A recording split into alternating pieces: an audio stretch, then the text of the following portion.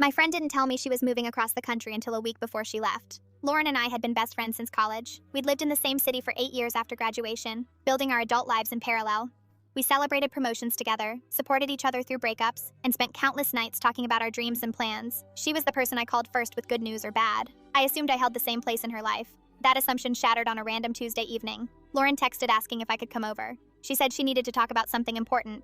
I figured maybe she was having problems with her boyfriend or needed career advice.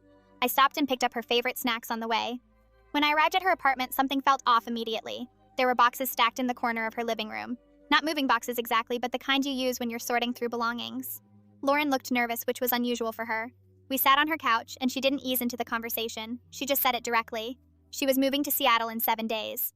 She'd accepted a job offer 3 weeks ago and had been planning the move ever since. The apartment was already sublet. Her car was being shipped. Everything was arranged. I sat there stunned, unable to process what I was hearing. 7 days. She'd known for 3 weeks and had told me with 7 days' notice. I asked why she hadn't mentioned it sooner. She gave vague answers about not wanting to make it a big deal and being busy with logistics.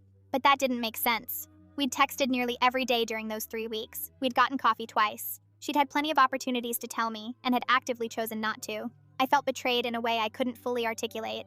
Lauren seemed to expect me to be happy for her. She talked excitedly about the new job, the neighborhood she'd chosen, and how she'd always wanted to live in Seattle.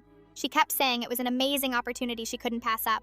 I nodded along, trying to be supportive, but inside I felt gutted. I asked if she'd told other friends, and she admitted she'd only told a few people.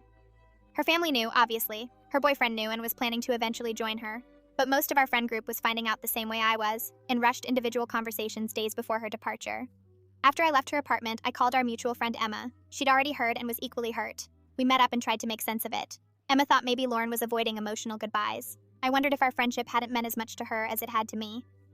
The next few days were a blur of awkward group gatherings that felt more like obligations than celebrations.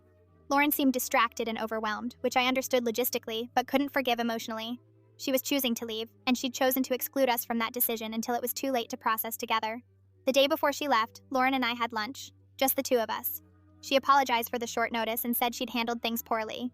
She admitted she'd been afraid that if she told people sooner, they'd try to talk her out of it or make her feel guilty. She'd wanted to protect herself from that pressure. I appreciated the honesty, but it still hurt. Her self-protection had come at the cost of our friendship. By keeping the secret, she'd made a unilateral decision about what kind of goodbye we'd have. She'd robbed us of the chance to prepare, to spend quality time together before she left, to properly grieve the end of this chapter. I told her I understood her reasoning, but that it felt like she didn't trust me. If she'd told me earlier, I would have been sad, but I would have supported her. Instead, she'd assumed the worst about how I'd react and had cut me out of something major in her life.